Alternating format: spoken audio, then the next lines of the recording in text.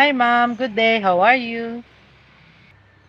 I'm Maria Cristina Balacchio. I'm 36 years old. I am married with two children, a 15-year-old and a 10-year-old daughter. I can do cleaning, laundry, ironing, and help in the kitchen.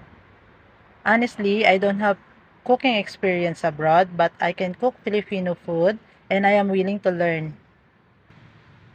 I can take care of children, newborn, and pet. I am hardworking, kind, honest, and trustworthy, understanding, and willing to learn more. I love children.